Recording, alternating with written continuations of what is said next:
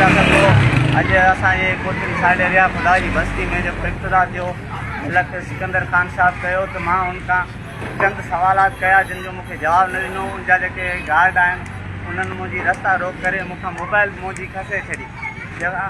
जाइज़ मुतालबा या जाइज़ को सवाल करणु हिते हक़ आहे या न आहे? मां इहो हिकिड़ो सुवाल आम आवाम जे अॻियां थो रखां। मां हिकिड़ो पाण सोशल वर्कर आहियां। मां सिर्फ़ु इहो सुवाल कयो त साईं बस्ती जो पाणी जो मसइलो उहो कॾहिं हल थींदो? उन जे करे उन्हनि मूंखे को जवाबु न ॾिनो। मां अञा वीडियो ई पोस्ट न कई, न ई मां लाइव हलायो। नेट जो वॾो मसइलो आहे हिते, छो जो लाइट आहे तव्हांजी बस्ती में। मां सिर्फ़ु इहो सुवाल कयुमि। इन सुवाल जी मूंखे हेॾी वॾी सज़ा ॾिनी मलक साहब जे जेके गनमैन आहिनि, जेके गुंडा चइजी था सघजनि, उन्हनि मूंसां हाथापाई कई, मुंहिंजी मोबाइल वग़ैरह मूंखां खसे छॾियनि।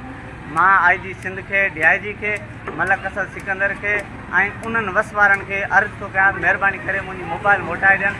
ऐं असां हिकिड़ा सोशल वर्कर आहियूं, आवाम जो मसइलो, आवाम जी ॻाल्हि मथे ताईं पुॼाइणु चाहियूं था। असांजो को ॿियो ग़लति मुतालबो न आहे का, न ई ग़लति बयानी आहे। सिर्फ़ु मुंहिंजो इहो ई सुवालु हो।